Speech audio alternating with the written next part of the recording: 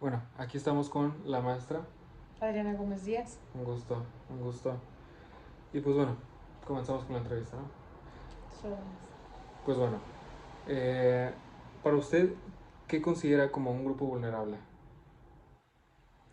un grupo vulnerable es un sector poblacional en donde sus características muy específicas están fuera del alcance de los recursos tanto públicos como económicos, sociales y obviamente incluso también emocionales, en donde son personas que pueden ser atacadas, pueden ser víctimas de violencia, pueden ser víctimas de abandono, de negligencia.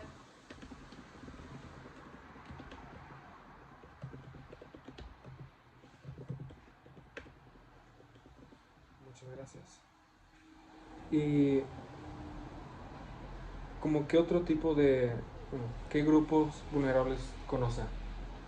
Bueno, ahí desafortunadamente pueden ser diversos, que pueden ser divididos como, por ejemplo, en aspectos socioemocionales, cuando hablamos en grupos, por ejemplo, con niños abusados, que sufren violencia, mujeres víctimas de abuso, grupos vulnerables como los de extrema pobreza, en donde todo lo que les rodea hay una escasez, por lo que viene un sufrimiento tremendo y no nada más por causas sociales, sino económicas, y bueno, hay riesgo incluso de vida o muerte.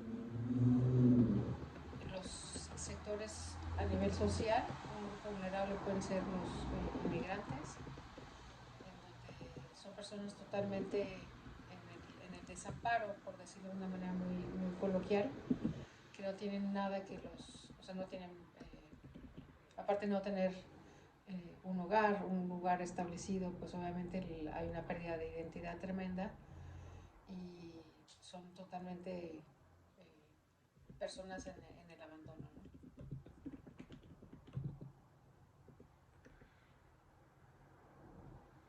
Ok, muchas gracias. Y bueno, ¿cómo considera que se manifiesta la violencia hacia los grupos vulnerables?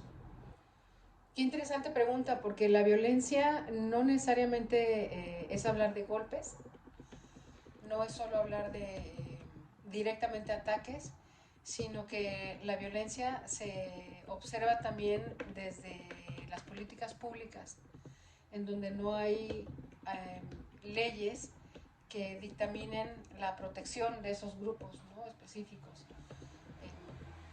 Esta, esta parte de violencia no se, digamos que no se ve abiertamente porque no deja secuelas físicas, sin embargo, trastocan la vida de las personas, ¿no?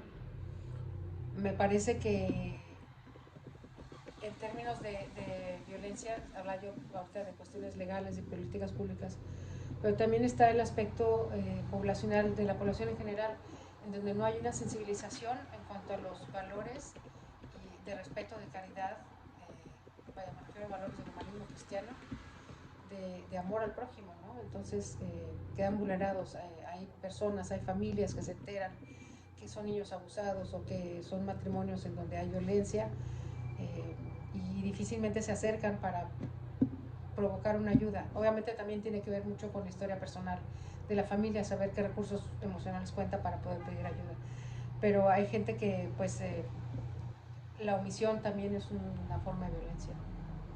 Ok, muchísimas gracias. Bueno, ¿cómo considera que se encuentra Nuevo León en el tema de violencias a los grupos vulnerables? Este,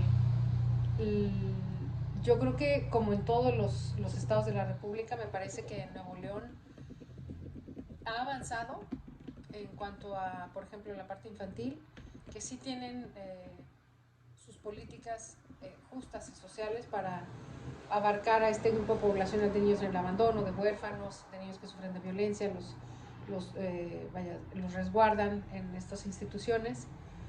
Eh, Y aparentemente podría ser que Nuevo León, bueno, no aparentemente, sino que está clasificado como uno de los estados con más violencia. Pero aquí hay un punto que me parece que sí hay que tomar en cuenta. No es que tenga más violencia, es que aquí hay más una costumbre de la denuncia, hay una cultura de la denuncia que hace que aparezcan realmente sectores poblacionales que tienden a ser vulnerables.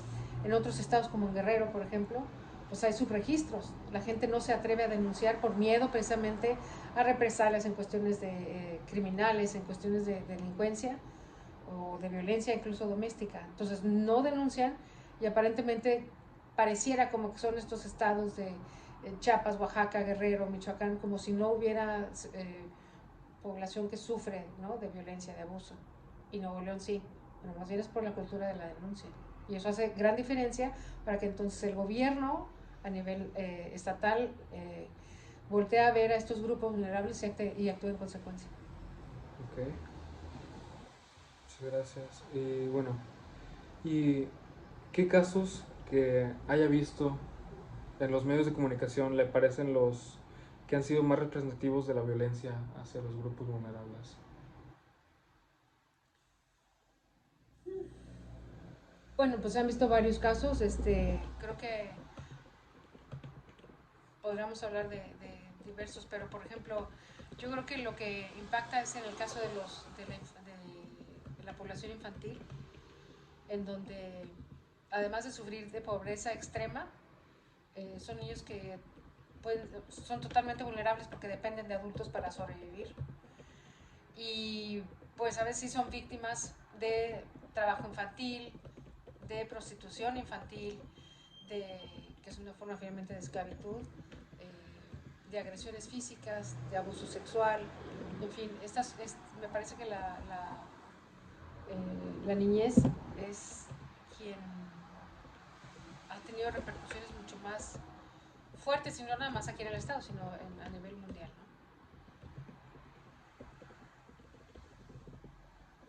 Pues sí, muchas gracias por la respuesta. Y bueno, ¿qué factores o causas identifica usted como generadores de la violencia hacia los grupos vulnerables? ¿Qué causa violencia? Uf. Eh, Principalmente la ignorancia, y no me refiero a la población que tiene posibilidades que no tiene posibilidades de asistir a una formación educativa, ¿no?, primaria, secundaria, sino a nivel incluso también de la gente que está en el sector gobierno, y me refiero a la ignorancia de no ser sensibles en cuanto a las problemáticas que pueda haber en la población.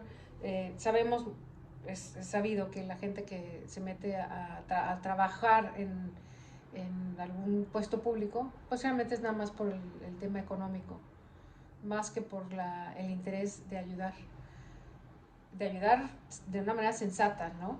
Porque si fuera así tendríamos mucho más, insisto, en las políticas públicas que ayuden a este sector poblacional, por ejemplo, con la niñez. No habría casos de violencia de género, mujeres golpeadas, mujeres asesinadas, que también hay hombres, por supuesto, que sufren de este tipo de violencia. Pero bueno, lo que se sabe más y se abre es el tema, por ejemplo, de género, ¿no?, de la niñez, el tema de los inmigrantes, el rechazo, el pasar de largo y no ser sensibles a que podemos incluso darles algo de comer, tomar una botella de agua, darles incluso. No es darle al otro, insisto, yo siempre en esta frase de no darle al otro lo que te sobra, ¿no?, sino darle al otro lo que necesita. Entonces, para mí la causa principal es la ignorancia en cuanto a valores, y la ignorancia en cuanto como parte de la sociedad, qué me toca hacer, qué me corresponde, y comprometerme. Todos tenemos muchas cosas que hacer, todo el mundo tenemos la agenda llena, pero es a qué me comprometo yo en mi campo, en mi centro, con mi grupo, con mi núcleo eh, primario. O sea, qué es lo que me toca hacer para realmente hacer un cambio de justicia social y y cambio en valores. Me parece que la población está muy escasa del trabajo, aunque se anuncia, aunque esté muy trillado, sigue la parte formativa con los niños y en las familias, pero me parece que lo principal es trabajar en valores eh, desde casa y trabajar el compromiso, qué me toca hacer como persona, en el lugar donde estoy trabajando, cómo respeto a los demás, cómo respeto a la familia, y entonces hacer un cambio y realmente provocar en los demás, eh, pues hacer unos líderes de acción y de cambio positivo. Ok, muchas gracias. Y bueno, continuando. ¿Quién o quiénes considera usted que son responsables, ya sean instituciones o personas, por acción u omisión de la violencia hacia los grupos vulnerables? Ya lo dije hace un momento, me parece que empieza desde la parte individual hasta la parte institucional. Es responsabilidad sí, de la comunidad, pero de quien realmente están manejando las leyes, de saber qué hacer para ayudar a este tipo de grupos. O sea, sí es la responsabilidad de las instituciones, porque tenemos instituciones que tendrían que ver por estos grupos y actuar en consecuencia. Ok. Y bueno, ¿qué es lo que aporta, bueno, a su disciplina, ya siendo la psicología, para evitar la violencia hacia los grupos vulnerables? Bueno, lo que me corresponde, desde mi trinchera, desde mi humilde trinchera, ¿no? Es como sembrar la semilla de trabajar y del compromiso en un individuo sano emocionalmente, saber qué es lo que le corresponde hacer para formar un entorno funcional. ¿Y cómo es esto? No violentando, procurando realmente vínculos y afectos cordiales que hagan una comunidad sana, que funcione. Eso es lo que me corresponde hacer en mi pequeño, desde mi pequeña trinchera, ¿no? Ok. Y bueno, ¿cuáles son las tres alternativas que usted identifica para combatir la violencia hacia los grupos vulnerables?